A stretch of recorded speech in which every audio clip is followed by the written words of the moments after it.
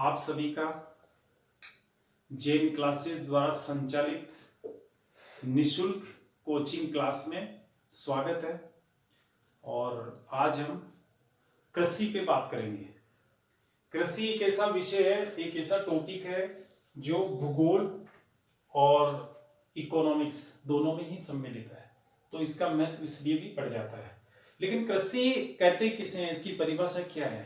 ये जो परिभाषा है वास्तव में वो उससे अलग है जो आप सोचते हैं। आप ज्यादातर स्टूडेंट्स या ज्यादातर लोग यही मानते हैं कि कृषि का मतलब ये होता होगा कि फसल पैदा करना, फसल उगाना, लेकिन यही कृषि नहीं है। कृषि की परिभाषा अत्यंत व्यापक है और वो क्या है जो अभी आप यहाँ समझेंगे। जैसे कृषि का मतलब क्या क्या क्या होता है, यानी कृषि में क्या क्या सम्मिलित करते हैं। देखिए, कृषि में एक तो फसल उत्पादन आता है। फसल उत्पादन यानी जैसे ज्वार, बाजरा, गेहूं, चावल, गन्ना, सरसों, कपास, ये उगाना। इसमें सारी क्रिया आ गई, बीज बोने से लेकर, यानी जैसे गेहूं है तो गेहूं का बीज बोया ना हमने अक्टूबर नवंबर में, तो अक्टूबर नवंबर में बीज बोने से लेकर अप्रैल तक जब फसल कटती है, आखिरी में थ्रेसर से निकलकर गेहूं जब अपने घर आ जाता है, तब तक का काम फसल उत्पादन कहलाता है, फसल उत्पादन की क्रिया कहलाता है। ठीक है, तो फसल उत्पादन जितनी भी फसलें हैं उन सभी की उत्पादन क्रिया इसमें सम्मिलित की जाती है कृषि में। और पशुपालन, पशुओं को पालना, दुधारू पशुओं को जो दूध और मांस के लिए पाला जाता है, वो आर्थिक क्रिया भी कृषि ही मानी जाती है। वानिकी, फॉरेस्ट्री, वानिकी का मतलब ये होता है कि जैसे किसान अपने खेत पे ऐसे वृक्ष लगाता है, वहां फसल उगाने के बजाय ऐसे वृक्ष लगाता है जिनसे या तो इमारती लकड़ी मिलती है, जैसे शीशम का पेड़ लगा दिया तो उससे क्या होता है, इमारती लकड़ी मिलेगी। और या फिर जैसे फलदार और फूलदार वृक्ष लगाते हैं, मान लीजिए आंवले का वृक्ष लगा दिया, गोंदे का वृक्ष लगा दिया, आम का वृक्ष लगा दिया, तो ये इसे कहते हैं वानिकी। और चारा उगाया जाता है जानवरों के लिए, तो वो भी वानिकी के अंतर्गत ही माना जाता है। एक होता है मत्स्य पालन, फिशरी, यानी मछलियों को पालना, मछलियां पकड़ना, ये क्रिया भी, ये आर्थिक क्रिया भी कृषि ही कहलाती है। यानी कृषि एक ऐसी आर्थिक क्रिया है जिसमें ये सभी कार्य आते हैं। चाहे मत्स्य पालन करने वाला मछुआरा है, उसका काम भी कृषि कहलाएगा।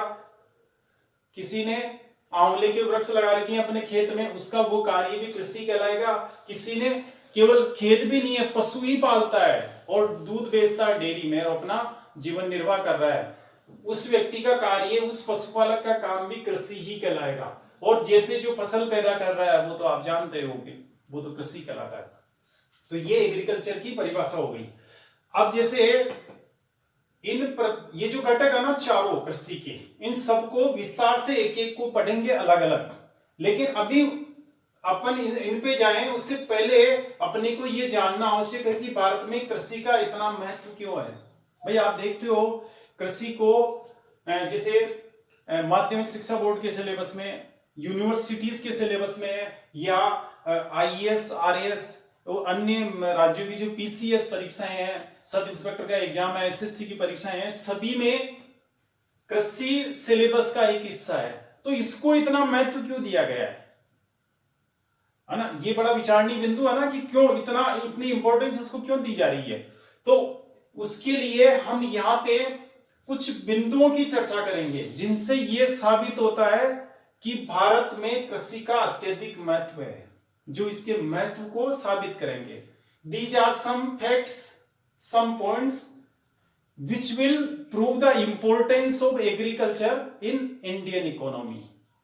अब वो उसमें सबसे पहला जो पॉइंट आता है, सबसे पहला जो फैक्ट है वो है जीडीपी में योगदान, contribution of agriculture in gross domestic product या जीडीपी। अब देखिए, वैसे जीडीपी और जीवीए ये ऐसे कंसेप्ट है, ऐसी अवधारणाएं हैं इकोनॉमिक्स की जिनको समझने के लिए अब अपने यहाँ भी उसकी क्लास होगी और कम से कम 5 घंटे आपको पढ़ना पड़ेगा। जीडीपी तभी समझ में आएगी 5 घंटे कम से कम आप पढ़ लोगे, तब जीडीपी, जीवीए, राष्ट्रीय आय, ये सब फैक्ट्स हैं वो आप समझ जाओगे। तो यहां अभी जीडीपी को समझाना पॉसिबल नहीं है, क्योंकि 5 घंटे का समय चाहिए उसमें। अपने यहाँ जब अलग से इसका एक पीरियड होगा, 3-4 क्लासेस होंगी उसकी, तो उसमें आपको विस्तार से बताएंगे जीडीपी क्या है, जीवीए क्या है, राष्ट्रीय आय क्या है। अभी आपको मैं शॉर्ट में बता देता हूं कि जीडीपी कहते किसे हैं। जिसे जीडीपी की जो अर्थशास्त्र के अनुसार परिभाषा है वो ये है, जीडीपी की फुल फॉर्म होती है ग्रोस डोमेस्टिक प्रोडक्ट।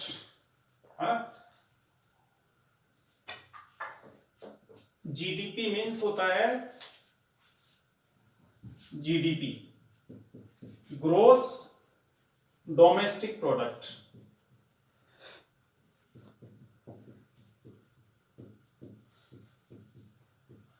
हिंदी में कहेंगे इसको सकल घरेलू उत्पाद, है ना। सकल का मतलब होता है समस्त, टोटल। घरेलू, घरेलू का मतलब घर के अंदर। और अब यहां घर के अंदर से मतलब क्या है, भारत, भारत एक घर, जिस भारत की बात कर रहे हैं तो भारत एक घर। और घर के अंदर, भारत के घर के अंदर का मतलब हुआ भारत की जो अंतरराष्ट्रीय सीमाएं हैं उसका अंदरूनी भाग, यानी देश के अंदर का भाग, वो घरेलू उत्पाद। यानी वो जो घरेलू भाग है भारत का जो घर है उसके अंदर जितने भी वस्तुओं और सेवाओं का उत्पादन होता है उनको इसमें सम्मिलित करते हैं जीडीपी में, है ना। उत्पाद का प्रोडक्ट कौन से, सर्विस प्रोडक्ट और इंडस्ट्रियल प्रोडक्ट, औद्योगिक उत्पाद और सेवा उत्पाद। औद्योगिक उत्पाद कौन से हो गए, इस पेन से लेकर एरोप्लेन तक की जितनी वस्तुएं फैक्ट्री में बनती हैं वो सभी औद्योगिक उत्पाद कहलाते हैं। ये आपके कैमरा हो गया, मोबाइल फोन हो गया, बोर्ड हो गया, टेबल हो गई, कुर्सी हो गई, पंखा हो गया, बल्ब हो गया, कपड़े हो गए, सीमेंट हो गया, इस्पात हो गया, कार हो गई, ये सभी की सभी क्या कहलाती है, औद्योगिक उत्पाद। और सेवा उत्पाद का मतलब होता है जैसे परिवहन सेवाएं, हवाई जहाज, ट्रेन, बसें, इनकी सेवाएं। यानी हवाई जहाज ने आपको मुंबई से दिल्ली छोड़ा तो वो उसकी सेवा, वो जो कार्य किया ना मुंबई से दिल्ली छोड़ने का, वो उसकी सेवा हो गई। आपने बदले में उसको 5,000 रुपए दिए टिकट के, तो वो उसकी सेवा का मूल्य हो गया, तो वो परिवहन सेवा हो गई। ऐसे बीमा सेवाएं होती है, दूर संचार सेवाएं होती है, आपको इंटरनेट की सर्विस दी एयरटेल ने, एयरटेल को आपने 500 रुपए का रिचार्ज कराया तो ये उसकी सेवा का मूल्य हो गया, और ये उसकी जो इंटरनेट फैसिलिटी दी वो उसकी सेवा हो गई। तो दूर संचार सेवाएं, बीमा सेवाएं, बैंकिंग सेवाएं, परिवहन सेवाएं, ये सभी सेवा क्षेत्र में आती है। इसको सबको मैं एकदम से डिटेल में बताऊंगा आपको जब जीडीपी की चर्चा करेंगे अपन। अभी शॉर्ट में समझ रहे हैं इसलिए ज्यादा विस्तार में नहीं जाएंगे। तो प्रोडक्ट, ये जीडीपी का मतलब क्या हुआ, किसी देश की सीमाओं, यानी जैसे भारत की बात करें तो भारत की जो अंतरराष्ट्रीय सीमाएं हैं उनके अंदर का भाग, यानी उसके भीतर, उसे कहते हैं घरेलू में जितनी वस्तुओं और सेवाओं का उत्पादन होता है। वस्तुएं सभी आ गई, कृषि वस्तुएं और औद्योगिक वस्तुएं और सेवाएं, इनका उत्पादन होता है। उस उत्पादन के मूल्य को मुद्रा में व्यक्त करके सभी वस्तुओं और सेवाओं के मूल्य को जोड़ दिया जाता है। वो जो जोड़ आता है उसको जीडीपी कहते हैं। और इसको प्रैक्टिकल में आप समझे तो ये मान लो, ये लगभग किसी देश की आय का योग होता है। सभी लोगों की आय जोड़ दो, वो जीडीपी के लगभग समान आएगा, है ना, लगभग समान आता है। एक एग्जैक्ट नहीं आएगा कि जितनी जीडीपी उतनी राष्ट्रीय आय। अभी जैसे भारत की जो राष्ट्रीय आय है वो भारत की जीडीपी से कम है, 2 लाख करोड़ रुपए का डिफरेंस है उसमें। तो वो आपको डिटेल में उसमें समझा देंगे। तो आप ये समझ लें कि जीडीपी का मतलब उस देश की आय से होता है। तो भारत में, यानी भारत की जो जीडीपी है, सकल घरेलू उत्पाद है, उसमें इसका योगदान, यानी भारत की राष्ट्रीय आय में योगदान कितना हुआ, 16.1%, है ना। अब इसको एक फैक्ट से समझे आप। ये डेटा है 2018-19 का, जो भारत की वित्त मंत्री श्रीमती निर्मला सीतारमण ने अभी 1 फरवरी 2020 को वित्तीय वर्ष 2020-21 का जो बजट पेश किया था लोकसभा में, उस वक्त ये डेटा पेश किया था। एग्जैक्ट वही मैं आपको यहां बता रहा हूं। इसको अपने को इसको याद रखना है, इसमें भ्रमित नहीं होना कि 16 है, 15 है, 14 है, ये एग्जैक्ट डेटा है। अब इसमें 16.10% है ना। अब देखो, आपको समझाने के लिए और बता देता हूं मैं। भारत की जो जीडीपी थी अभी, इंडिया की जीडीपी अभी 2018-19 में वो थी 172 लाख करोड़ रुपए, रुपए में व्यक्त करते हैं इसको, 172 लाख करोड़ रुपए थी, है ना। अब इसका मैंने क्या कहा आपसे, 16.1%, ये तो टोटल हो गई, जीडीपी हो गई ये तो। अब इसका 16% यानी लगभग 28 लाख करोड़, 28 लाख करोड़ रुपए का योगदान 172 में 172 लाख करोड़ में 28 लाख करोड़ का योगदान कृषि से प्राप्त हुआ।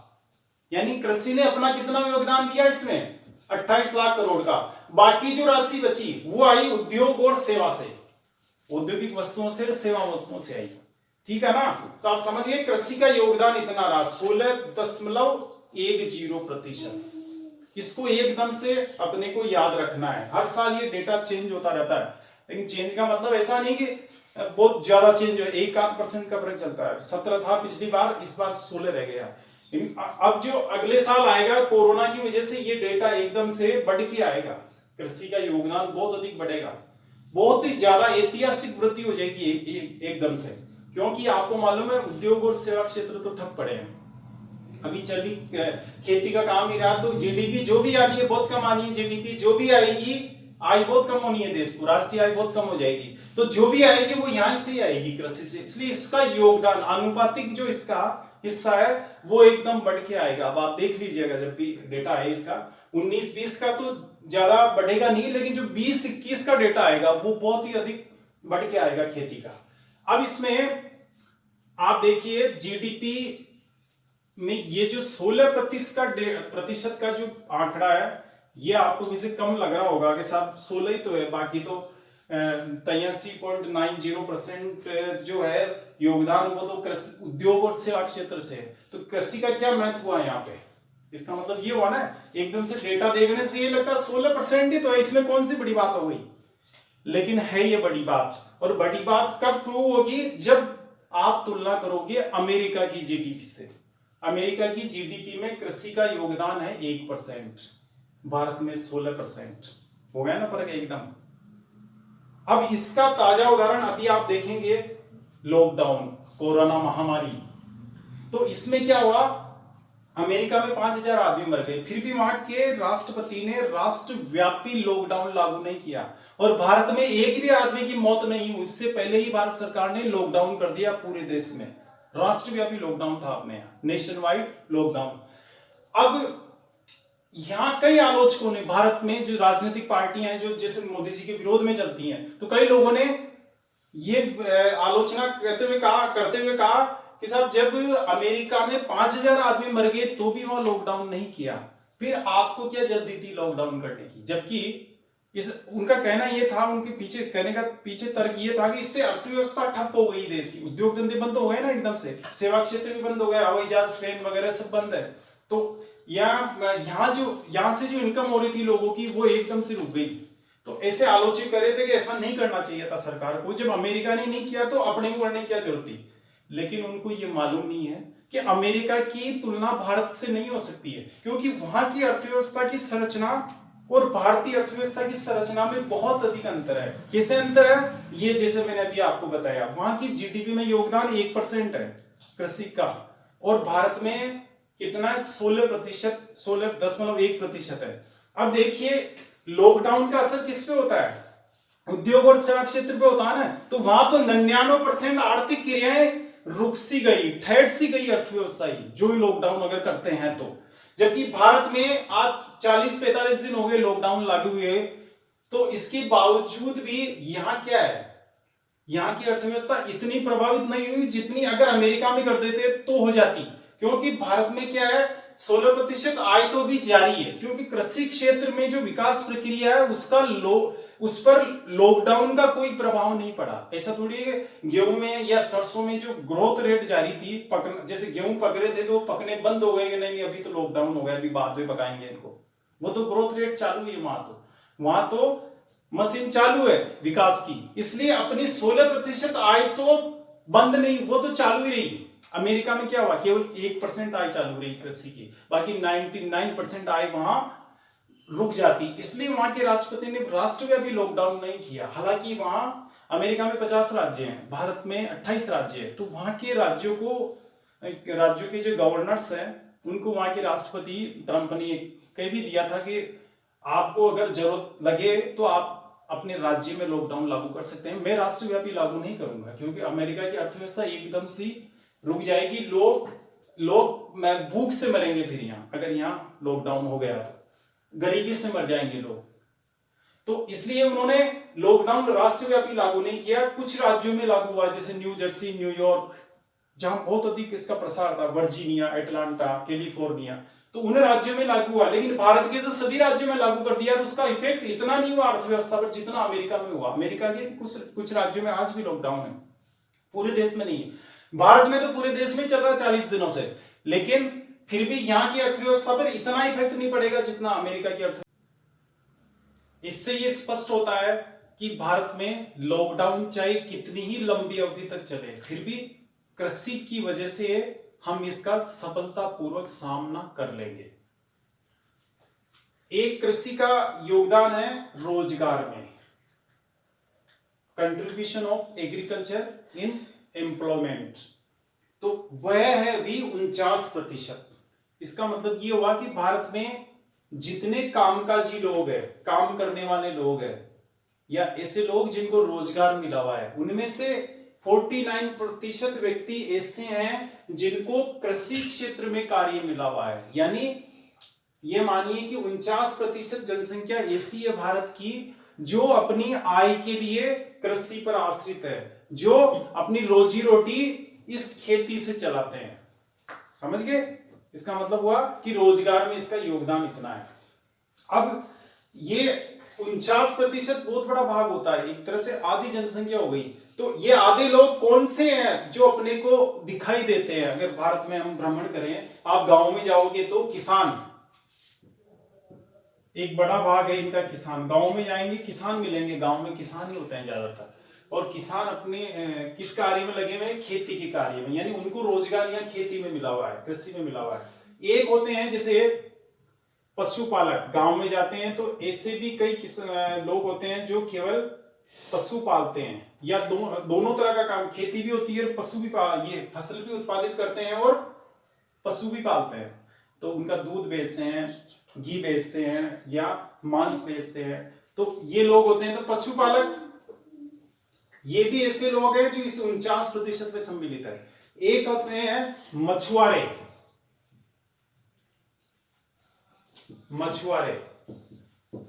मछुआरे जैसे आप दक्षिण भारत में जाएं, तटीय क्षेत्रों में, मान लीजिए इधर से गए राजस्थान से, तो गुजरात से, सूरत से आपको अरब सागर का एरिया का तट शुरू हो जाएगा। तो यहाँ के तट से शुरू होकर नीचे जाएंगे आप, कोंकण होते हुए, मलाबार तट पे होते हुए उधर केरल तक, केरल से आगे फिर ऊपर बंगाल की खाड़ी के सारे तटीय क्षेत्रों में जाएंगे आप। कोरोमंडल तट है, उत्तरी सरकार तट है, वो ऊपर कोलकाता तक। तो वहां क्या, इन तटीय इलाकों में मछुआरे बसे हुए हैं। यानी यहाँ जो गांव मिलेंगे, पूरे के पूरे गांव ही आपको मछुआरों के मिल जाएंगे कई। तो उन लोगों का कार्य है, उनका रोजगार किसमें है? इस मत्स्य पालन क्षेत्र में। और मत्स्य पालन भी हिस्सा कृषि का ही है। तो उनका कार्य मछली पकड़ना होता है, मछली पकड़ने के कार्य को भी कृषि कहा जाता है। इसलिए ये जो 3 प्रकार की व्यक्ति मैंने आपको बताए यहाँ, किसान, पशुपालक, मछुआरे, ये इस 49% का एक बड़ा पोर्शन है जो जिनको रोजगार इस कृषि क्षेत्र में मिला हुआ है। तो रोजगार में इसका महत्व हो गया। इसके बाद चलेंगे कि इसका निर्यात में क्या हिस्सा है। देखिए, किसी निर्यात से क्या होता है? विदेशी मुद्रा प्राप्त होती है। बिना विदेशी मुद्रा के कोई देश जिंदा नहीं रह सकता। अब दुनिया में जितनी भी अर्थव्यवस्थाएं हैं, सभी खुली अर्थव्यवस्थाएं हैं, यानी विदेशों से जुड़ी हुई है किसी न किसी रूप में। जैसे भारत की बात करें तो भारत में खनिज तेल, अधिकांश खनिज तेल, 2/3 से भी ज्यादा खनिज तेल अपन विदेश से आयात करते हैं। तो आयात करते हैं तो विदेशी मुद्रा चाहिए ना, इसलिए यहाँ निर्यात का बड़ा महत्व है, क्योंकि उससे विदेशी करेंसी प्राप्त होती है। तो इसमें इस महत्वपूर्ण काम में इसका कितना योगदान है? तो इसमें कृषि का योगदान है। अभी 2018-19 का जो डेटा भारत सरकार ने पेश किया है उसके अनुसार है 11.8%।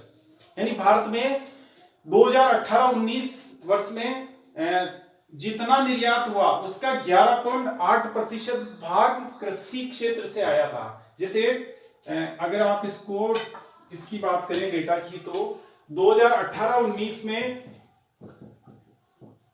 जो भारत का निर्यात था वह था 337 अरब यूएस डॉलर। तो ये जो 337 अरब डॉलर है ना, कुल निर्यात है भारत का, इसमें 11.8% आप निकाल लीजिए। वो जो राशि आएगी उस राशि का योगदान इस कृषि का है, उसमें योगदान कृषि का है। यानी वो जो 11.8% जो हिस्सा है ना इसका आय का, विदेशी मुद्रा का, डॉलर का, वो हमें इन कृषि उत्पादों को विदेश में बेचने से प्राप्त हुआ। यानी इतना निर्यात, लगभग 11.8% निर्यात तो हमने कृषि उत्पादों का ही कर दिया इसमें टोटल निर्यात में।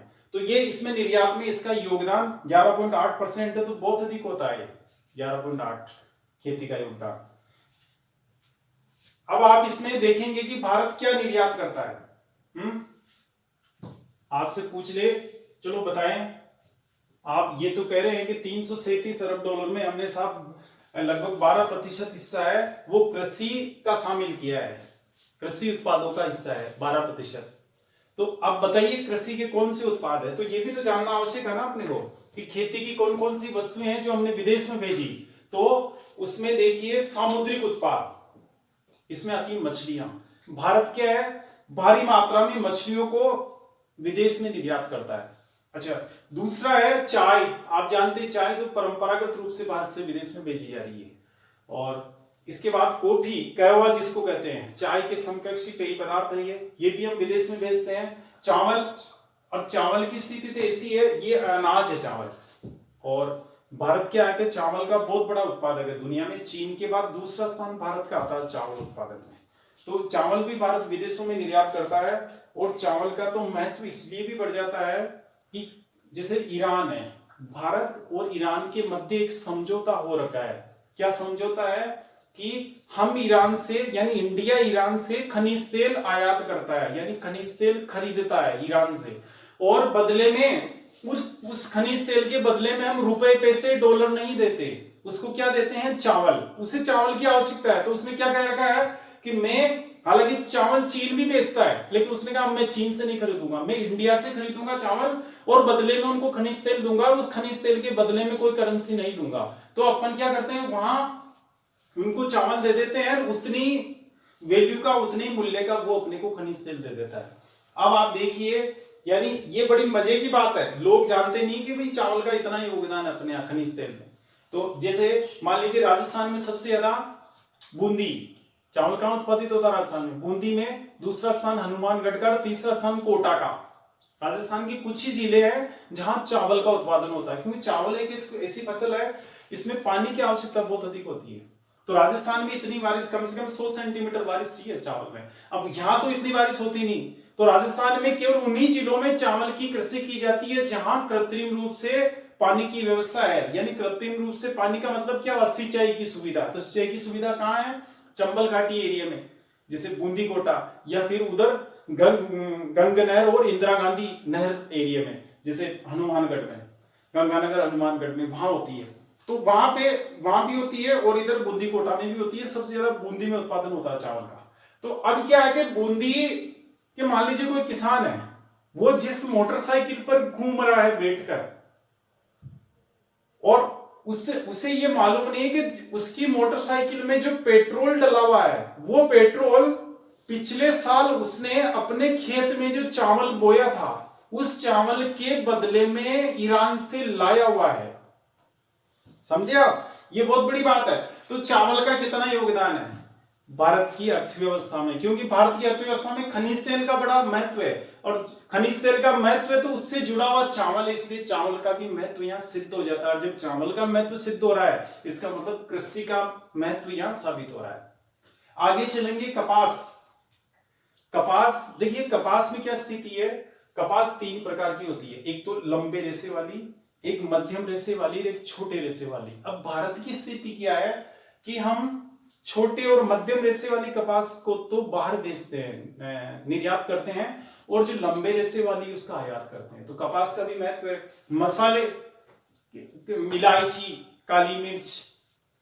अब आप देखते हैं ये मसाले, अब मसालों की स्थिति ये है कि भारत प्राचीन काल से मसालों का निर्यात करता आ रहा है, आज से नहीं, कई सदियां बीत गई जो भारत मतलब विदेशों में आज भी भारत को मसाला देश के रूप में जाना जाता है कि कौन सा भारत अच्छा, वो मसाले वाला देश। क्या समझे?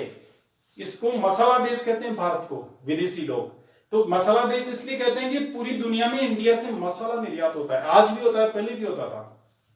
तो मसाला कहां उत्पादित होता है? खेती से आ रहा नहीं है मसाला, तो इसका महत्व सिद्ध हो गया। काजू, काजू का भी निर्यात करते हैं अपन। अच्छा, काजू में क्या है, जो हाई क्वालिटी का काजू होता है वो मंगाते भी है, आयात भी करते हैं। जो लो क्वालिटी का होता है वो अफ्रीकी देशों को, इनको या मिडिल ईस्ट के जो देश हैं उनको निर्यात करते हैं। तो ये सभी प्रोडक्ट जो भारत के निर्यात का हिस्सा बने हुए हैं, ये कहां से आ रहे हैं? इस कृषि क्षेत्र से। इसलिए इस कृषि का महत्व यहां बढ़ जाता है। ठीक है, आगे चलेंगे। निर्यात के बाद आप देखिए, भारत के कुछ उद्योग ऐसे हैं जो अपने कच्चे माल के लिए कृषि पर आश्रित है, यानी अगर खेती नहीं होना आज तो वो उद्योग बंद हो जाएंगे। कौन से उद्योग ऐसे हैं? नंबर 1 पे सूती वस्त्र उद्योग। सूती वस्त्र उद्योग का मतलब समझते हैं आप? जो अपन कपड़े पहनते हैं ये सूत के होते हैं, साड़ियां भी होते हैं, पैंट शर्ट भी होता है। तो अब ये जो सूती वस्त्र है ना, सूती वस्त्र, इसका मतलब हुआ सूत से बना हुआ वस्त्र। सूत कहां से आती है? कपास से। और कपास कहां पैदा हो रहा है? खेती में।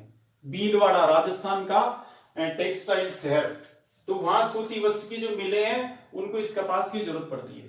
तो ये कपास खेती से आता है, तो यहां पे इसका महत्व सिद्ध हो रहा है। चीनी, शक्कर, चीनी उद्योग जो है ना, यानी ऐसी फैक्ट्री है, ऐसा उद्योग जहां चीनी बनाई जाती है उसको चीनी उद्योग कहते हैं। चीनी में कच्चा माल क्या होता है? गन्ना।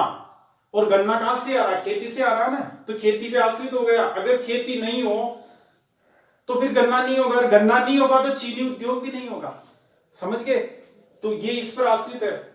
अच्छा, दलहन, दलहन का मतलब होता है, दलहन उद्योग का मतलब हो गया ऐसे उद्योग जहां दालें बनाई जाती है ना। तो इसमें क्या होता है? दलहन उद्योग में कच्चे माल के रूप में दलहन फसलों का इस्तेमाल होता है। कौन सी? जैसे उड़द दाल वाला उद्योग है, कोई फैक्ट्री है जहां उड़द की दाल बनाई जा रही है, तो वो दलहन उद्योग हो गया। लेकिन उसको किसकी जरूरत होती है? उड़द की। और उड़द कहां से मिलेगा? या खेती से। तो ये खेती पर आश्रित हो गया ना दलहन उद्योग। जूट, जूट को पटसन भी कहते हैं। और जूट उद्योग में क्या होता है? जैसे बोरियां बनाई जाती है, रस्सियां बनाई जाती है, या कपड़े बनते हैं, साड़ियां वगैरह भी बनती है। लेडीज में काफी पॉपुलर है जूट की साड़ियां। कलकत्ता वगैरह में आप जाएंगे तो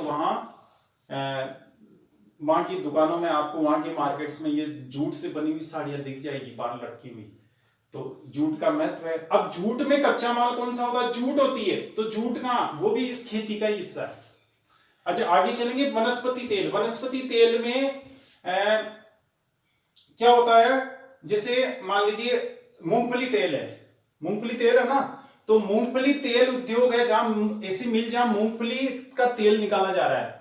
तो वहां पे उसमें कच्चा माल कौन सा हुआ? मूंगफली हुई। मूंगफली कहां से आ रही है? खेती से। तो ये भी आश्रित हो गया खेती पर, यानी अपना कच्चा माल कहां से प्राप्त कर रहा है? खेती से। खाद्य प्रसंस्करण, फूड प्रोसेसिंग। अच्छा, क्या होता है खाद्य प्रसंस्करण? किसी खाद्य पदार्थ को अधिक मूल्यवान खाद्य पदार्थ में परिवर्तित करना खाद्य प्रसंस्करण कहलाता है। यानी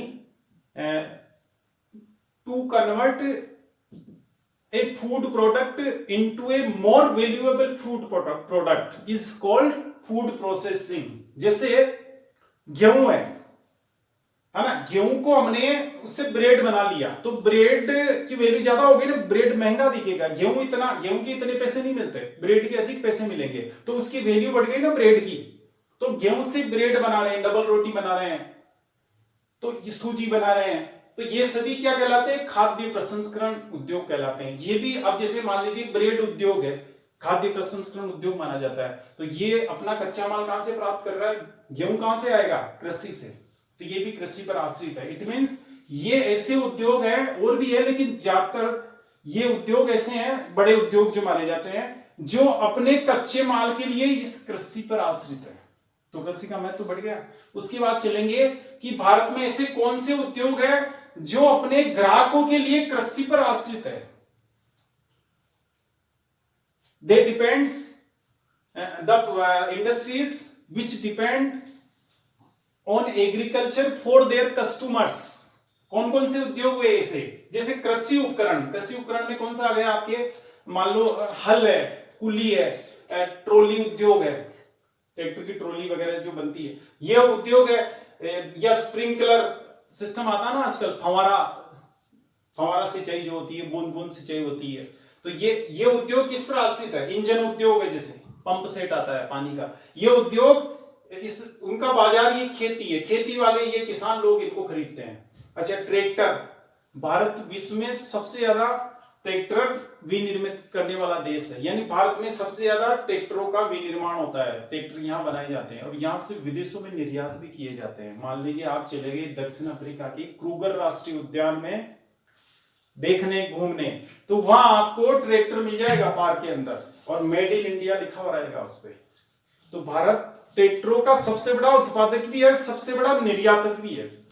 वो तो बात विदेश की हुई, लेकिन इंडिया में भी ये जो ट्रैक्टर हैं ये भारी मात्रा में ये कृषि क्षेत्र द्वारा खरीदे जाते हैं, तो ये भी अब इसके लिए आश्रित है कृषि पे। अच्छा, उर्वरक उद्योग, रासायनिक खाद जो होती है, उर्वरक का मतलब कौन सी, रासायनिक उर्वरक उद्योग, जैसे नाइट्रोजन है, फास्फोरस है, पोटास, इनकी जरूरत होती है ना। तो ये जो उर्वरक है, यूरिया वगैरह है, डीएपी है, ये उर्वरक कौन खरीदता है, कौन खरीदेगा इनको, खेती वाला ही तो खरीदेगा ना, कृषि खरीदती है इनको, खेती में इस्तेमाल होते हैं। ये भी ये उद्योग, बड़ी बड़ी फैक्ट्रीज लगी हुई उर्वरकों की अपने यहाँ इंडिया में, तो ये सभी फैक्ट्रीज किस पर आश्रित है, कृषि पर। यानी अगर ये नहीं खरीदेंगे तो इस फैक्ट्री को बंद करना पड़ेगा।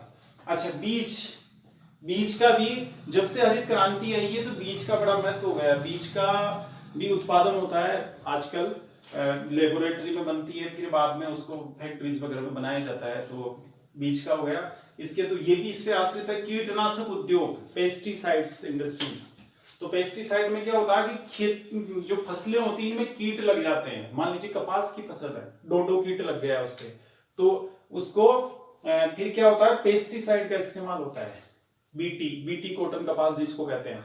तो वो कीटनाशक जो होता है कौन खरीदेगा, किसान ही खरीदेगा ना जो फसल बो रहा है। तो ये इंडस्ट्री भी अपने ग्राहक कहां से प्राप्त करती है, इस कृषि से। तो क्या हुआ स्पष्ट आपको कि इन उद्योगों को बाजार कौन प्रदान कर रहा है, मार्केट कौन दे रहा है, ये कृषि क्षेत्र। तो कृषि का महत्व हो गया। एक उद्योग, इसका खाद्यान्न उपलब्ध। देखिए, हम सभी को जिंदा रहने के लिए रोटी की आवश्यकता होती है और रोटी खेती से प्राप्त होती है।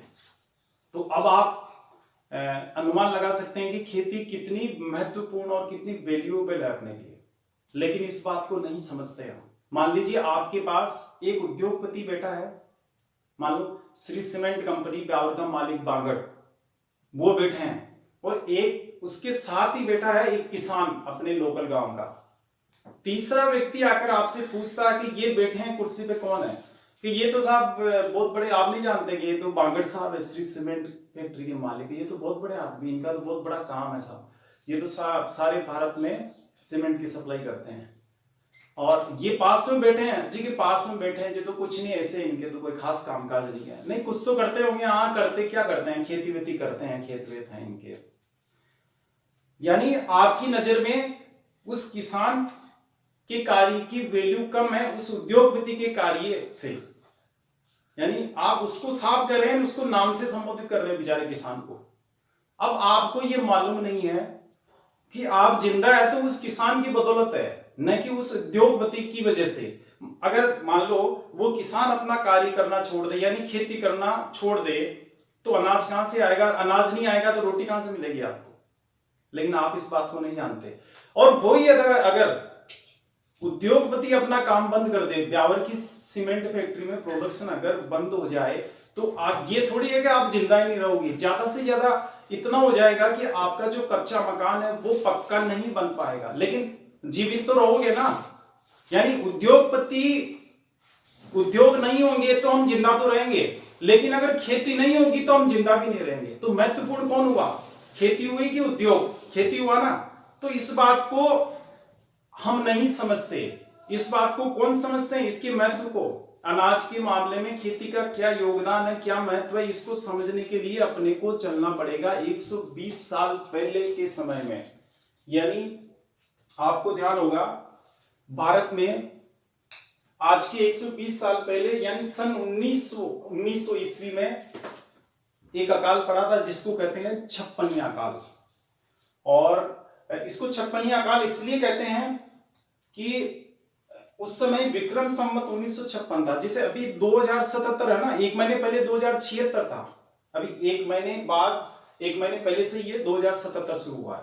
तो उस समय जैसे आज 2077 है, वैसे 1956 था, तो इसलिए इसको छप्पनिया अकाल के नाम से भी जाना जाता है। इस समय हुआ क्या था, 4 साल तक रेगुलर बारिश हुई नहीं हुई तो खेती में पैदावार ही नहीं हुई, अनाज ही नहीं हुआ पैदा, नहीं हुआ तो लोग भूख से मर गए, लाखों व्यक्ति मारे गए, इंडिया की 1/3 पॉपुलेशन साफ हो गई इस दौरान। तो आप इन लोगों से जाकर अगर आप जैसे ये लोग होते आज, तो ये बताते आपको कि खेती कितनी महत्वपूर्ण है। उनके सामने न तो उद्योग की वैल्यू है, न सेवा क्षेत्र की वैल्यू है। इन्हें न तो सीमेंट फैक्ट्री चाहिए, न इनको हवाई जहाज और ट्रेन चाहिए, इनको चाहिए खेती। इनके लिए भगवान है तो खेती है, ये जानते इस बात को। अब जैसे मान लीजिए अभी आप सभी जानते हैं कि सारी दुनिया कोरोना वायरस से आतंकित है। अब इसका क्या है कि इसकी इलाज की कोई दवाई भी नहीं बन पाई है। अभी जो दवाई दे रहे हैं वो है हाइड्रोक्सी क्लोरोक्विन, थोड़ा अजीब सा नाम है इसका। और ये दवाई विश्व में जितनी उत्पादित होती है उसका 70% भाग भारत में उत्पादित किया जाता है, यानी 70% दवा भारत में बन रही है। अब भारत सरकार ने क्या था कि कोरोना वायरस प्रारंभ होने से पहले ही इस पे रोक लगा दी थी, यानी उससे पहले तक रोक ही थी, निर्यात नहीं कर सकते थे यहां से इस दवा का। तो दुनिया के सभी देशों में जब कोरोना संक्रमितों की संख्या बढ़ी तो भारत सरकार से अलग अलग देशों की मांग आने लगी कि साहब आपके पास, आप सबसे बड़े प्रोड्यूसर हो इसके हाइड्रोक्सी क्लोरोक्विन के, तो आप प्लीज हमारे को भी प्रदान करें। तो अब भारत सरकार को क्या है, मानवता के नाते निर्यात खोलना पड़ा, उस पर जो रोक लगा रखी थी वो हटा दी, और दुनिया के कई देशों को हमने ये दवा उपलब्ध कराई है, अभी भी करा रहे हैं। किसी को सशुल्क, जिनसे अपने संबंध अच्छे हैं तो उनको निःशुल्क, और जिनसे संबंध सामान्य है तो उनको सशुल्क उपलब्ध करा रहे हैं। अब दुनिया के कई देशों ने भारत के प्रधानमंत्री जी से ये कहा कि साहब दवाई भेज दें। प्रधानमंत्री जी ने कहा कि चलो दवाई भी भिजवा रहे हैं, दवाई तो आपके पास आ रहा, हवाई जहाज भर के रवाना कर दिया हमने, नई दिल्ली के एयरपोर्ट से पहुंच जाएगा आपके पास। तो उन्होंने ये भी कहा फिर आगे कि दवाई तो पहुंच जाएगी आपके पास, लेकिन यदि आपको अनाज की जरूरत पड़े तो भी हमारे से मांग लेना, शर्म मत करना। क्योंकि भारत अब 120 साल पहले वाला भारत नहीं रहा है। आज हमारे पास चावल, गेहूं, मक्का, जौ, ज्वार, बाजरे के भंडार भरे पड़े हैं। और ये जो, यानी कहने का मतलब क्या हुआ, अपने को जो एक क्षमता हासिल हुई है, ये बात कहने की स्थिति में आज भारत के प्रधानमंत्री आए हैं, तो वो सिर्फ इस खेती की वजह से। ये किसकी देन है? इस कृषि की देन है। तो इसलिए जब इतना बड़ा योगदान इसका खेती का रहा है इस मामले में, खाद्यान्न के मामले में, आप देखते हैं आज भारत अगर किसी मामले में सेफ है, एकदम से भारत की जनता अगर सुरक्षित है किसी मामले में, तो वो है खाद्यान्न के मामले में। खाद्यान्न के मामले में सुरक्षित है ना, इसलिए भारत ने खाद्य सुरक्षा कानून भारत सरकार ने 2013 में बना दिया। इसका मतलब ये होता है कि सरकार इस कानून के द्वारा भारत के लोगों को ये गारंटी दे रही है कि हम आपको भूख से नहीं मरने देंगे। अगर भूख से कोई व्यक्ति मरता है भारत में तो वो उसकी जिम्मेदारी भारत सरकार की होगी। ये कानून द्वारा उनको सुरक्षा प्रदान कर दी गई है। अगर किसी को खाना नहीं मिल रहा ना, इस कानून का महत्व क्या, अगर खाना नहीं मिल रहा तो वो कोर्ट में जाके मांग कर सकता है कि मेरे को खाना उपलब्ध कराए। सरकार की जिम्मेदारी है, निःशुल्क उसको खाना उपलब्ध कराएगी। ये इस कानून से संभव हो पाया। ये कानून अब क्यों बना, पहले क्यों नहीं बनाया गया? क्योंकि ये जो अपनी कैपेसिटी है ये करने की सरकार की, वो हमने अभी हासिल की इस खेती की बदौलत। अब खेती में धीरे धीरे विकास हो रहा है, तो आज हम इस स्थिति में आ गए। देखिए आज, यानी अब हमारे नागरिकों को तो हम सुरक्षा प्रदान कर ही रहे हैं खाद्यान्न के मामले में। विदेशी लोगों को भी हम कह रहे हैं कि आप भी भूख से मत मरना, हमारे से मांग लेना, जरूरत हो तो हम आपको सप्लाई कर देंगे। तो ये सब कुछ जो हमने प्राप्त किया है वो इस कृषि से प्राप्त किया है। इसलिए खाद्यान्न सुरक्षा के मामले में भी या खाद्यान्न के मामले में खेती का अति महत्वपूर्ण स्थान है। अब चलेंगे नीचे, इसका एक योगदान उद्योग व सेवा क्षेत्र के विकास का आधार।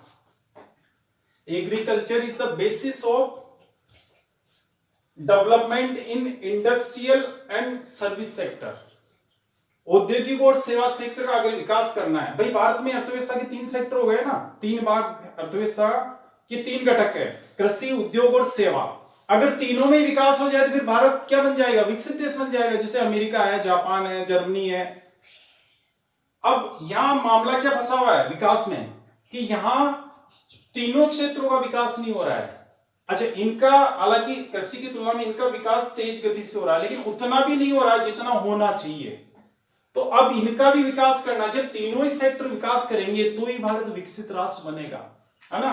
जैसा कि भारत सरकार ने क्या कर रखा है, अभी भारत सरकार ने एक टारगेट फिक्स कर रखा है कि हम 31 मार्च 2025 तक भारत की अर्थव्यवस्था को $5 ट्रिलियन की कर देंगे। $5 ट्रिलियन का मतलब हो गया 50 खरब डॉलर की जीडीपी हो जाएगी इंडिया की 31 मार्च 2025 तक। ये लक्ष्य तय कर रखा है भारत सरकार ने। और $5 ट्रिलियन का मतलब आप समझते हैं, अभी जापान की अर्थव्यवस्था $5 ट्रिलियन की है, यानी हम जापान बन जाएंगे 2025 तक।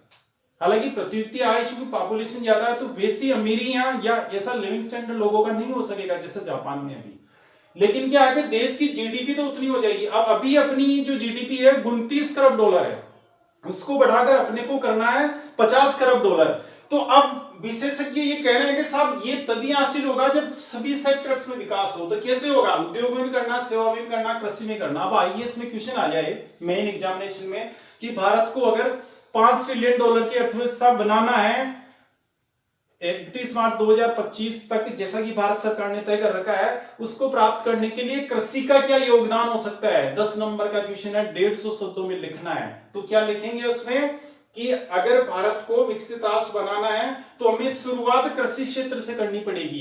कृषि, अच्छा वहां से शुरुआत क्यों करेंगे? इसको छेड़ना ही नहीं, उद्योग और सेवा को सरकार नहीं छेड़े सिर्फ कृषि को। जो भी काम करना गवर्नमेंट को वहां करना। क्या करना है कि कृषि में भारत में आधे लोग हैं वो अपनी आय के लिए कृषि पर आश्रित है। जब इनकी आय बढ़ा देंगे आधे लोगों की, आधी जनसंख्या की, तो ये उद्योग और सेवा वस्तुओं की मांग करेंगे।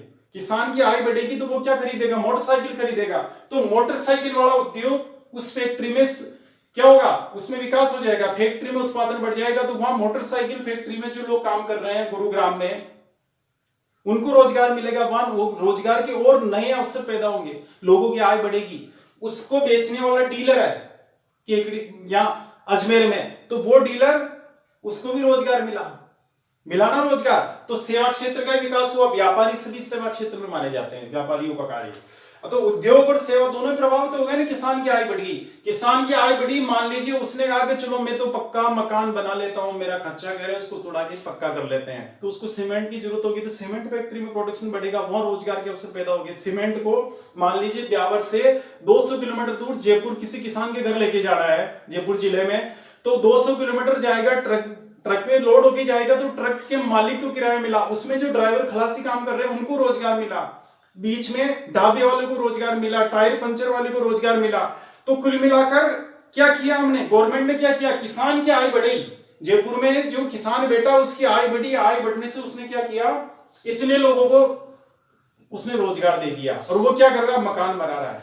तो समझे आप, यानी अब किसान की आय बढ़ती है, सूती वस्त्र, कपड़े खरीदते हैं ना अपन, बच्चे कपड़े खरीदेंगे तो भीलवाड़ा में जो सूती वस्त्र की फैक्ट्रियां लगी हुई है, या तमिलनाडु के तिरुपुर में जो रेडीमेड गारमेंट्स की फैक्ट्रियां हैं, वहां पे प्रोडक्शन बढ़ेगा तो वहां लोगों को रोजगार मिलेगा। तमिलनाडु से मान लीजिए जयपुर में रेडीमेड गारमेंट्स आ रहे हैं लोड होकर ट्रक से या ट्रेन से, तो वहां बीच में ये जो काम करेंगे इन लोगों को रोजगार मिलेगा। ये लोग इसमें माने जाएंगे, उद्योग और सेवा में। तो यहाँ विकास स्वतः ही हो जाएगा ना, यहाँ भी आय बढ़ेगी लोगों की, वहां बढ़ रही है। और वहां बढ़ाना गवर्नमेंट को है, यहां गवर्नमेंट को कुछ नहीं करना। इसलिए इससे क्या स्पष्ट होता है कि भारत को विकसित राष्ट्र बनाना है, भारत के लोगों की आय बढ़ानी है, देश की जीडीपी अगर बढ़ानी है, राष्ट्रीय आय अगर बढ़ानी है, तो हमें शुरुआत कृषि से करनी पड़ेगी। कृषि क्षेत्र के लोगों की आय बढ़ा दो, कृषि को विकसित कर दो, तो ये दोनों सेक्टर तो स्वतः ही विकसित हो जाएंगे। 49% लोगों की आय बढ़ जाएगी ना, तो शेष जो 51% लोग हैं वो तो उनकी आय वैसे ही बढ़ जाएगी, ये बढ़ा देंगे उनकी, तो भारत विकसित हो जाएगा ना। तो इसका मतलब क्या हुआ कि दोनों के ही विकास का आधार कृषि है। समझ गए?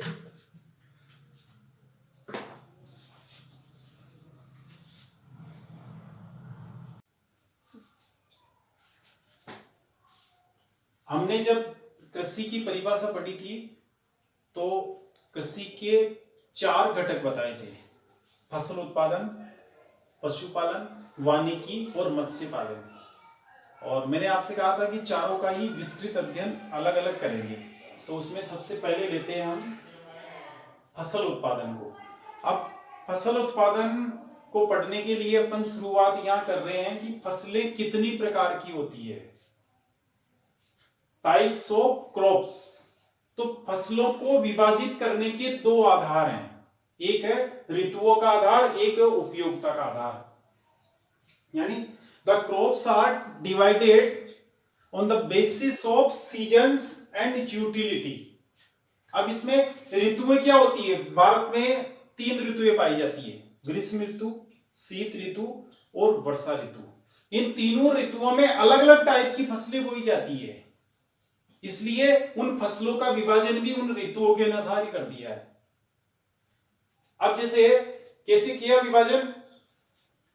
जो फसल वर्षा काल में बोई जाती है उसको कहते हैं खरीफ फसल। जो फसलें शीत काल में बोई जाती है उनको कहते हैं रबी फसलें। और जो ग्रीष्म काल में बोई जाती है, उगाई जाती है, बोई जाती का मतलब क्या हुआ? उगाई जाती है, जायद, उसे कहते हैं जायद। जो शीत काल में उगाई जाती है उनको कहते हैं रबी, और जो ग्रीष्म इसमें वर्षा काल में या बारिश के मौसम में जो उगाई जाती है उनको कहते हैं खरीफ फसल। अब इसका खरीफ फसल का जो सीजन होता है, देखो एक तो बोने का समय क्या होता है? तो बोने इनको जून जुलाई में बोया जाता है। तो भारत में क्या है, जैसे दक्षिण भारत है तो वहां मिड जून में मानसून आ जाता है। और बात करें अपन उत्तर भारत की तो जुलाई के फर्स्ट वीक में या जून के लास्ट वीक में आता है। तो वहां यानी दक्षिण भारत में जून में हो जाती है वही, और उत्तर भारत के कुछ एरियाज में जैसे जून लास्ट या फिर जुलाई फर्स्ट में होती है। तो इसमें क्या होता है, बुआई हो रही है जून और जुलाई में इन फसलों की, और कटाई होती है अक्टूबर से अक्टूबर और नवंबर, मिड अक्टूबर से मिड नवंबर के बीच में इनकी कटाई हो जाती है, खेत खाली हो जाता है। अब जैसे ऐसी कौन कौन सी फसलें हैं जो इस प्रकार जून जुलाई में बोई जाती है और अक्टूबर नवंबर में काटी जाती है, जिनको यानी ऐसी फसलें जो वर्षा ऋतु में उगाई जाती है। अब उन फसलों को खरीफ तो कहते ही है, एक दूसरा नाम और है सियालू। वैसे भारत में सियालू का संबंध स्याले से है, शीत ऋतु से है ना। शीत काल को सियाला भी कहते हैं, सियाला से ही बना सियालू। यानी ऐसी फसल जो शीत काल में पैदा होती हो उसको कहते हैं सियालू, कहना चाहिए ना उसको, लेकिन यहाँ उल्टा है मामला। यहाँ क्या है, जो वर्षा ऋतु में बोई जा रही है फसल उसे कहेंगे खरीफ। अच्छा, उसको जो वर्षा ऋतु में बोई जा रही है उसको सियालू कहेंगे। ऐसा नहीं शीत ऋतु में जो उगाई जा रही है उसको सियालू कहेंगे। जो वर्षा ऋतु में उगाई जाती है उसको कहते हैं सियालू। अब इसको सियालू क्यों क्या कहा गया, इसके पीछे लॉजिक है कि ये जो सभी फसलें अभी हम पढ़ेंगे इनको, ये जो खरीफ की फसलें होती है इनको काटा कब जाता है? जब सर्दी की शुरुआत होती है अक्टूबर नवंबर में, और खाया कब जाता है? शीतकाल में। इसलिए इसको सियालू कहा गया है इन सभी फसलों को। जैसे मक्का है, अब मक्का को हम काटेंगे कब? दीपावली के आसपास अक्टूबर नवंबर में, जब सर्दी की शुरुआत हो जाती है ना। और खाते कब है? मक्के की रोटी जनरली साल भर तो खाते नहीं है, उसका इस्तेमाल होता है सर्दी के मौसम में, शीतकाल में होता है ना। इसलिए मक्के की फसल को क्या कहेंगे? सियालू। लॉजिक फिट हो गया ना इसका। सभी फसलों के मामले में ऐसा ही है, उड़द, मूंग, बाजरा, ज्वार, ये सभी फसलें काटी जाती है सर्दी की शुरुआत में और खाया भी, इनका इस्तेमाल भी, जैसे जो खाद्यान्न फसलें हैं इनमें मान लीजिए चावल है, उड़द है, मूंग है, बाजरा है, ज्वार है, अरहर है, ये तो इनको क्या है कि इनका इस्तेमाल भी सर्दी में होता है, मोस्टली सर्दी में होता है अधिकांश फसलों का, इसलिए इनको सियालू कहा गया है। तो स्पष्ट हो गया सियालू कहने के पीछे लॉजिक क्या है। अच्छा, अब इसमें कौन कौन सी फसलें आएंगी, देखिए इसमें जो सबसे बड़ी फसल है चावल। चावल ऐसी फसल है जो दुनिया में सबसे ज्यादा खाई जाती है और भारत में भी सबसे ज्यादा खाई जाती है और सबसे ज्यादा बोई जाती है।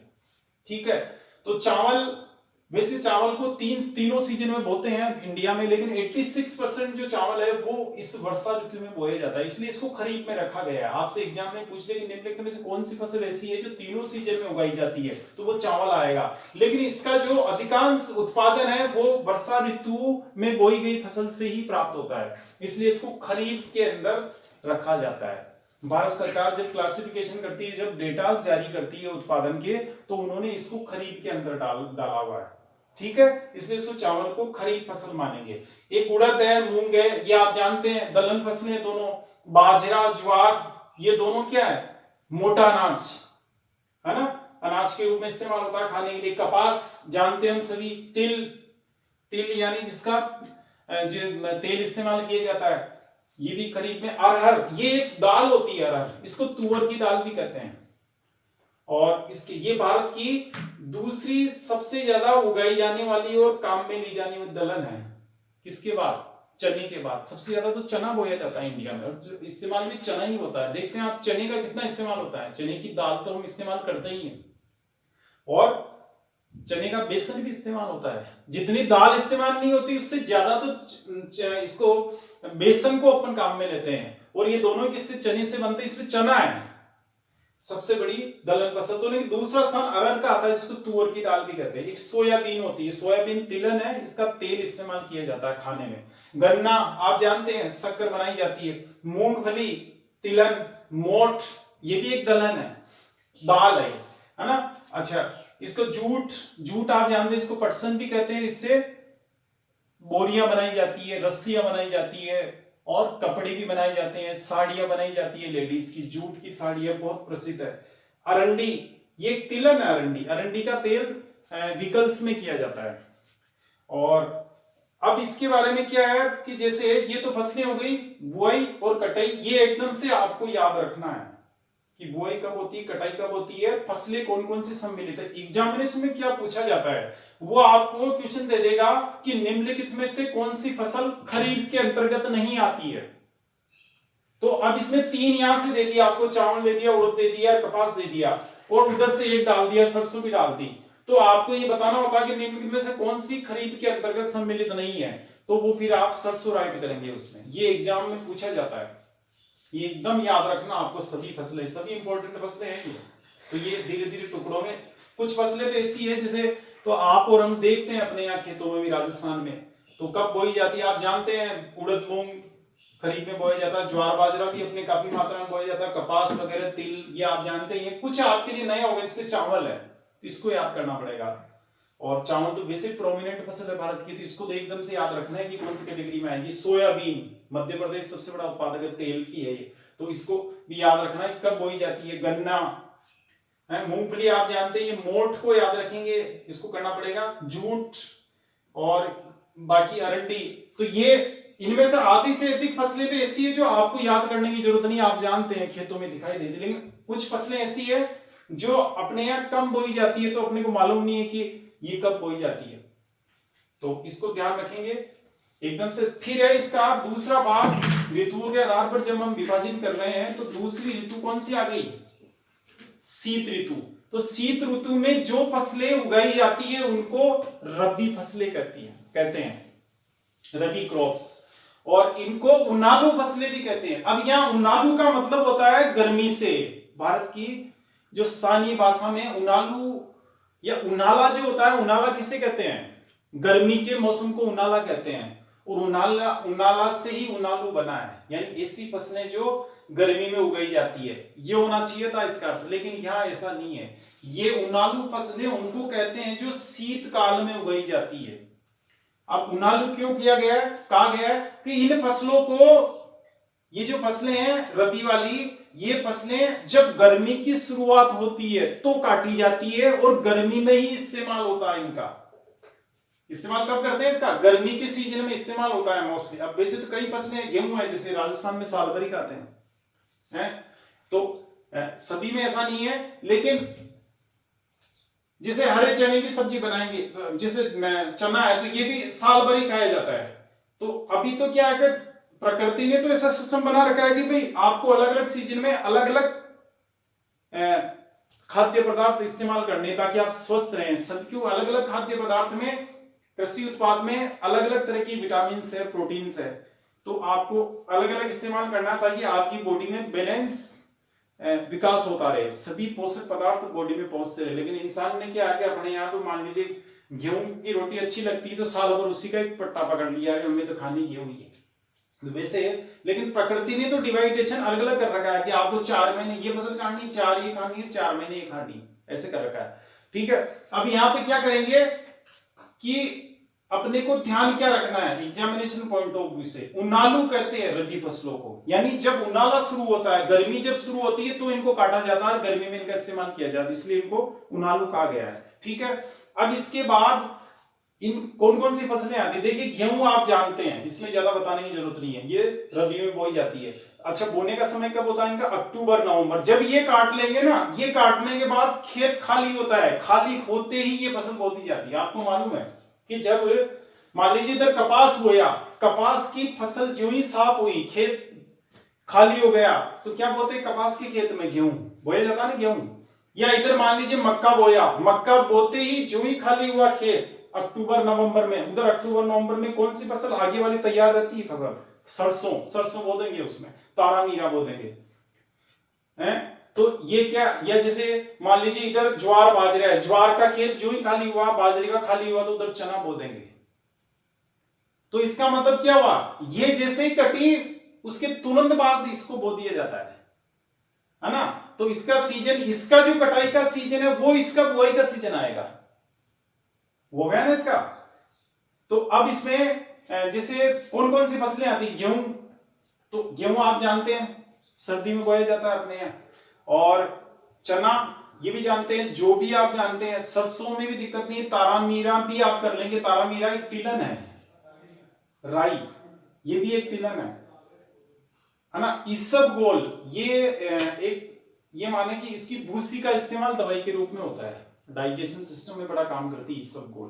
तो इसबगोल और मटर, मटर आप जानते हैं दलहन फसल है मटर, मटर का इस्तेमाल वैसे कच्चे मटर खाने का प्रचलन ज्यादा है अपने यहाँ। तो मटर की सब्जी आप जान, इसमें तो दिक्कत नहीं आएगी आपको याद करने में, क्योंकि मटर की जो सब्जी वो शीतकाल में खाई जाती है, तो आप समझ जाएंगे कि रबी की फसल है, क्योंकि हरा मटर जो आता है वो शीतकाल में आता है। इसके बाद जीरा, जीरा भी आप जानते हैं राजस्थान में बोया जाता है काफी। अच्छा, धनिया, धनिया इसी सीजन में बोया जाता है सर्दी में, यानी रबी फसल है, ये उनालू फसल है। अलसी ये एक तिलहन है और ये भी रबी फसल है, तो इसको याद रखेंगे। अब इसमें से गेहूं, चना, जौ, सरसों, इनमें तो दिक्कत नहीं आएगी आपको, मटर में भी नहीं आएगी। आप जीरा भी लगभग कर लेंगे, जीरा भी अपने आप बोया जाता है, तो आप देखते हैं, लेकिन इसमें तारा मीरा, राई, इसबगोल और ये अलसी और धनिया का एकदम से आपको ध्यान में रखना है कि कब बोई जाती है, ऐसा नहीं आप इनको इधर डाल दो, है ना। तो ये ध्यान रखेंगे इसको। मार्च अप्रैल में इसको काटा जाता है। अपन देखते हैं अभी जैसे गेहूं है, तो गेहूं कब कटा, अप्रैल के महीने में काटा जाता है, मार्च को, और मार्च में अपन क्या इसको सरसों को काट लेते हैं, सरसों कट जाती है मार्च तक, मार्च से पहले पहले ये मानो फरवरी के लास्ट में कटनी शुरू हो जाती है सरसों, और ये मिड अप्रैल में कटना शुरू होता है गेहूं, मिड अप्रैल के आसपास, 20 अप्रैल के आसपास इसको काट लेते हैं गेहूं को। तो ये आप सभी देखते हो, तो इसमें दिक्कत नहीं आएगी आपको, कब बोई जाती है, बुआई कब होती है, कटाई कब होती है। अब ये ऋतुओं के आधार पर जो हमने वर्गीकरण किया फसलों का, उसमें दो हो गई खरीफ फसलें, रबी फसलें, तीसरी फसल है जायद फसल। जायद फसल के अंतर्गत किसको सम्मिलित करते हैं, जो पानी वाली फसलें हैं, जो बॉडी में पानी की सप्लाई करती है, तरबूज, खरबूजा, ककड़ी, बरसीम, ग्रीष्मकाल की ये फसलें हैं। इसमें क्या होता है, देखो प्रकृति ने क्यों बनाई इनको ग्रीष्मकाल में, ग्रीष्मकाल में बॉडी में पानी की कमी हो जाती है, पानी की बहुत ज्यादा जरूरत होती है, पसीना ज्यादा होता है ना, तो पानी का उत्सर्जन भी ज्यादा होता है बॉडी से, तो पानी की जरूरत होती है। ये ऐसी फसलें हैं, ये ऐसे कृषि उत्पाद हैं कि जब इनको आप इस्तेमाल करेंगे, तो आप खरबूजा अगर खा लेंगे तो आप जैसे दिन में 10 लीटर पानी पीते हैं तो 5 पिएंगे फिर, अगर आपने एक खरबूजा खा लिया। ये पानी की सप्लाई करता है बॉडी में, तो ये पानी से संबंधित है सभी। चूंकि इनका, इसलिए इनको कौन से सीजन में उगाया जा रहा है? गर्मी में। गर्मी में तो पानी की जरूरत होती है ना, तो याद कैसे रखेंगे इसको भाई? जो गर्मी में पानी की जरूरत है और पानी सप्लाई करती है फसलें सभी। अच्छा, ये तरबूज, खरबूजा, ककड़ी आप जानते हैं। बरसीम एक प्रकार की घास होती है। बरसीम एक घास है जिसका इस्तेमाल पालतू जानवर को चारा के रूप में खिलाने के लिए किया जाता है, तो ये ध्यान रखेंगे। और इसकी फरवरी मार्च में बुआई होती है, अप्रैल, ज्यादा समय लेती भी नहीं है ये फसलें, अप्रैल में इनकी फसल आ जाती है, अप्रैल मई में, तो ये ध्यान रखेंगे इनके बारे में। ये 3 फसलें हैं, 3 प्रकार फसलों का ऋतुओं के आधार पर। एक उपयोगिता के आधार पर और होता है, खाद्यान्न और गैर खाद्यान्न है, जो हम उसकी चर्चा बाद में करेंगे। अच्छा, इसमें एक फैक्ट मैं आपको ये बताना चाह रहा था कि भारत में जितना क्षेत्रफल है उसके कितने भूभाग पर, कितने प्रतिशत भाग पर कृषि की जाती है, ये भी आपको फैक्ट जानना है। तो भारत का क्षेत्रफल जानते हैं आप? कुल क्षेत्रफल भारत का, कुल क्षेत्रफल है ना भारत, इसमें है 32,87,263 वर्ग किमी, है ना, वर्ग किलोमीटर है ये। यानी आप इसको इतना जान लें, 32.87 लाख वर्ग किलोमीटर है। तो अब इसमें इसका जो 51% भाग है, 51%, 51% भाग पर कृषि की जाती है। इधर लिख देते हैं, इसको दिखाई नहीं दे रहा नीचे, कि 51% भाग पर, चलो ये लिखते हैं, 51% पर खेती, पर कृषि, ये कृषि की जाती है। भारत का जितना भूभाग है ना, कितना, 32.87 लाख वर्ग किलोमीटर है, 32,87,263 वर्ग किलोमीटर, उसके 51% भूभाग पर कृषि की जाती है। बाकी जो 49% धरातल रह गया, जो जमीन रह गई इंडिया की, वो ऐसी है कि वहां खेती करना पॉसिबल नहीं। उस 49% में क्या है? जिससे पहाड़ है, हिमालय पर्वत खड़ा, अरावली पर्वतमाला, पश्चिमी घाट पर्वतमाला, पूर्वी घाट पर्वतमाला, विंध्याचल, सतपुड़ा महादेव पर्वतमाला, मेकाल पर्वतमाला, पूर्वोत्तर की पहाड़ियां, तो पर्वतमालाएं हो गई, रेगिस्तान हो गया, विशाल रेगिस्तान, ये ऐसे पड़ा है। कहां खेती होती है? अभी इंदिरा गांधी लहर आने के बाद कुछ विकास हुआ, बाकी पहले तो होती नहीं थी। अभी भी काफी रेगिस्तान ऐसे छूटा हुआ है, तो वहां खेती नहीं होती। बाकी जंगल, भाई जैसे रणथंभौर पार्क है, 392 वर्ग किलोमीटर एरिया, वहां कौन सी खेती होती है? तो ऐसे कई जंगल है इंडिया में, वो कृषि के लायक नहीं है, कृषि नहीं हो सकती वहां, तो वो किसके अंतर्गत? इस 49% भूभाग में सम्मिलित है। या जैसे आबादी एरिया, शहर बसे हुए हैं, गांव बसे हुए हैं, तो वो जमीन भी ऐसी है जहां खेती नहीं होती। ठीक है, तो इसको आप ध्यान रखेंगे, 51% वाले फैक्ट को भी। अभी तक आज इतना ही, और आगे वाला जो पोर्शन है वो नेक्स्ट क्लास में पढ़ लेंगे। धन्यवाद सुना उसके लिए।